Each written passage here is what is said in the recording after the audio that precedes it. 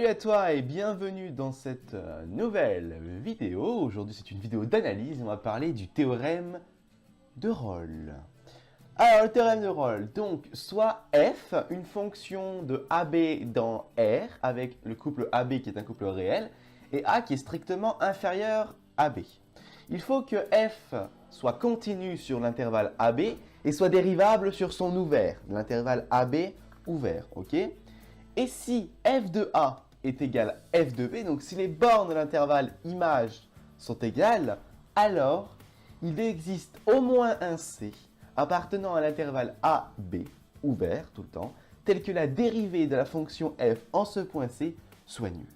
On va l'expliquer graphiquement. Donc je vais faire un petit graphique, on va faire apparaître les axes, faire également apparaître une fonction, voilà. On va faire apparaître un point A, un point B, hein. Donc l'intervalle AB, en rouge ce sera A et en vert ce sera B.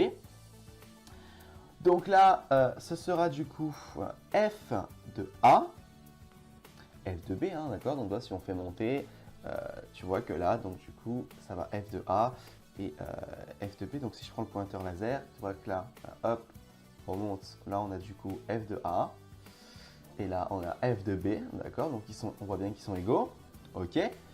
Du coup, maintenant là, donc pour te le montrer, clac, voilà, hop, c'est bon. Et là, on voit deux tangentes. Donc, on voit, si on comprend le théorème, qu'il existe un C dans l'intervalle AB ouvert, tel que la dérivée en C soit égale à 0. Donc, c'est-à-dire quoi? Que si la dérivée est nulle, c'est-à-dire que c'est des tangentes qui sont horizontales, d'accord? Donc là, on voit nos deux tangentes horizontales, d'accord? Donc, on a le point C1 et C2, d'accord? On est d'accord que là, c'est dans l'intervalle AB. Donc, il existe un C dans l'intervalle AB. Donc, tu vois, le C1, il est dans l'intervalle AB. Et si f de A est égal à f de B, donc là on voit bien que l'intervalle image c'est f de A égale f de B, alors la dérivée au point C1, d'accord, de la fonction f, tu vois très bien que c'est une tangente horizontale, du coup c'est 0. Et c'est exactement pareil pour C2. Ok, et du coup maintenant, là on voit bien que quoi? Si je le formalise, on voit bien que f' de C1 est égal à 0 et f' de C2 est égal à 0.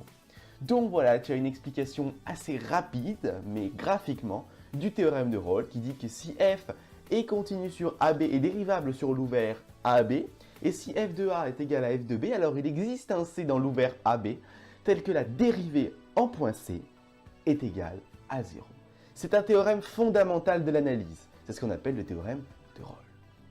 Donc je t'invite à revoir la vidéo si tu as mal compris l'explication graphique, car c'est vraiment très important de savoir traduire une expression formelle, donc il existe C dans l'ouvert AB, etc., en interprétation graphique, d'accord? Dans ce cas-là, ça peut être une interprétation graphique, sinon c'est ensembliste et compagnie, d'accord? Mais c'est vraiment très important là de bien comprendre afin de pouvoir l'appliquer en analyse.